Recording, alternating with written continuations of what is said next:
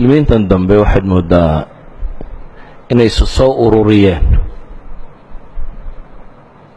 إذا كانت طلبة العلم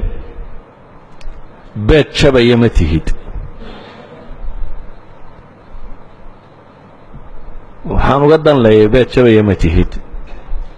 هذو قفك السلاح العلمي وقبه قال يا مسلم يا بدعوله يا معصمة كشرة يا مد الله كعب سنة أنت بوحبا الله شيئا هذيك مدد قارة الغلب الله ما قرينا دو حشيكتو الصفوة هذه نساء انت خمسات كعب سطي مساجد قده هذا فردية انت أم بعض أدو مسؤول كتعمية دو حشيكتو والبرشكة المسلمين تودن بمسؤولية دين صارنت سوماليا وبقول مسلم باليدي سماها رقابها ركمد waxay ka sheekeynayaan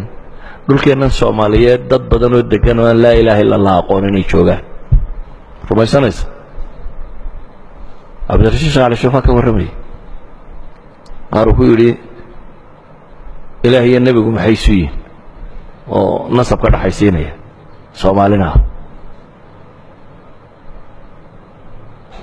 إذن إننا وحين كفكرنا وعقلي نودم كسوه هبل وحباك يرى قلدنا ما الراعي كره هبل وحباك قلدنا ورقفان وحكا قلدنا اللي مشره وكما كان النبي جاهز يسوي حلبه وسحي قفل بو وحباك قلدنا قفان وحقا بسكوتشر اللي مشره هذا هداد وحسيه كريسو عد والبصح دا طايقف وحسيه كريا عد كستوءات سحي كرتصح دتكنا وينو ودا باهي halkaad sileeday war maxan garuufa ka soo gaadha adiga wax ka noqon kartaa ka waco ka kala mar laakiin wax kasto aad sixi karto sax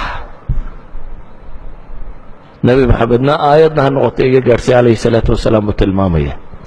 ama baqahanun waxa la oran doonaa fulan waa kan fulan war waxa naga samaysanay waxaanaynu magacyada wala baxno dhanaga samaysan cid walbana dad khayr qabaana waa ku jiraan dad inkaar qabaana waa ku jiraan magaca doonta keen magac kasta aad la baxdo magacu ka dhigmaayo qof wanaagsan salafi baan hayna qof wanaagsan ku noqon maysid tabliiq baan hayna qof wanaagsan ku noqon maysid wax ka dhaxayaan hayna qof wanaagsan ku noqon maysid waxaad qof wanaagsan ku tahay waxaad rumaysan tahay iyo waxaad ilaahay la hortagto ayaad ku tahay idan ma qabo anugu kollayba tacasubaadka yaryar ee dadku ay aadka isugu xidhayaan waxaan qabaa diintaasi dadkoo dhan bay u soo degtay in la gaadhsiiyo gaal iyo muslimba waxaad gaadhsiin karto gaal iyo muslim iyo ahlu bidcaba cidaad gaadhsiin kartaba gaadhsii wallahu